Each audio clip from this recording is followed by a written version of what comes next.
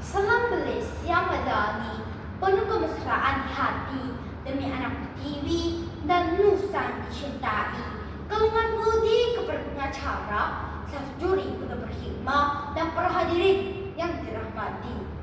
Bermula istilah Yunani, abakus atau menghapus debu daripada seperti papan yang diberi pasir untuk menulis dan berhitung dalam sejarah Babylon kuno, sehinggalah zaman kemudahan jaringan memperlihatkan tidak pernah sekali digit-digit ini diambil.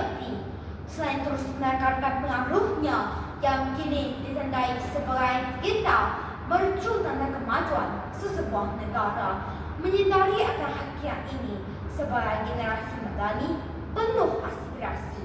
Lantas dengan kanda malu pidato penuh bermakna jadi IT murid hebat inovasi. Revolusi 4.0 dan kecerdasan buatan memperlihatkan pengaplikasian teknologi digital dalam semua bidang kehidupan dengan bantuan internet dan AI, memacu Malaysia selaras dengan dasar revolusi perindustrian keempat negara 2022 dan dasar pendidikan digital 2023.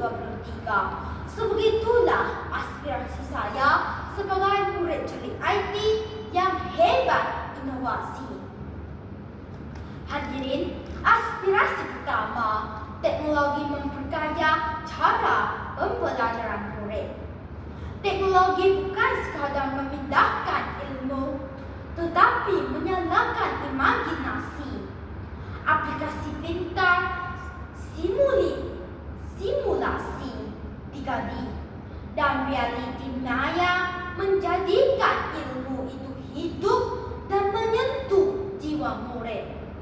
Jelas sekiranya kita membiarkan penerapan teknologi digital sebagai hal yang enteng demi kemajuan murid berinovasi.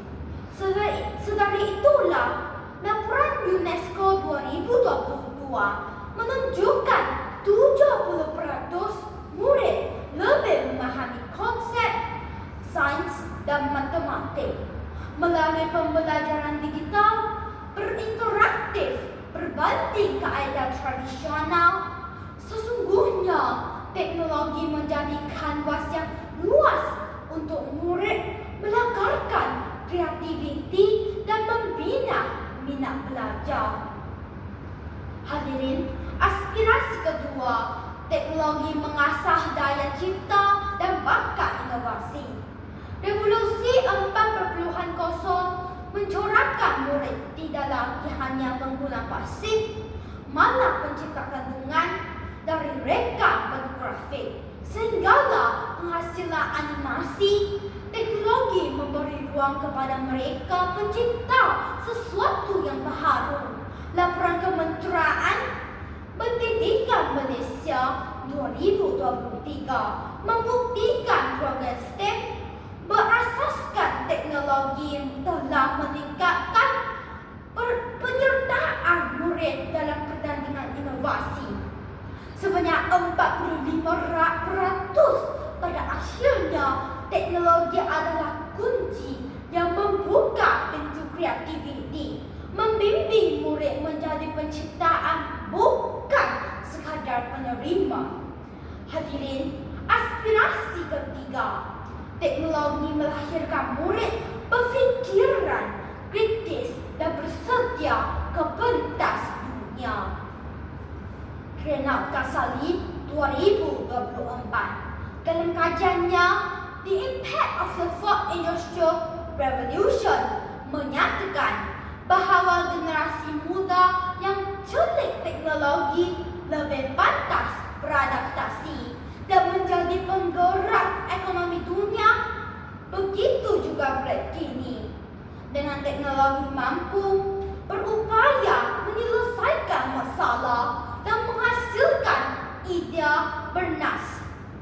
Inilah generasi yang bukan sahaja kreatif, malah membawa Malaysia sebagai pusat kecemerlangan pendidikan digital rantau ASEAN.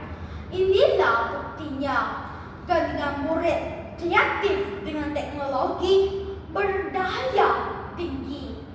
Inilah penentu masa hadapan bangsa berinovasi. Hadirin yang saya muliakan, kesimpulannya, teknologi bukanlah sekadar alat pembelajaran, tetapi obor menjulu kreativiti.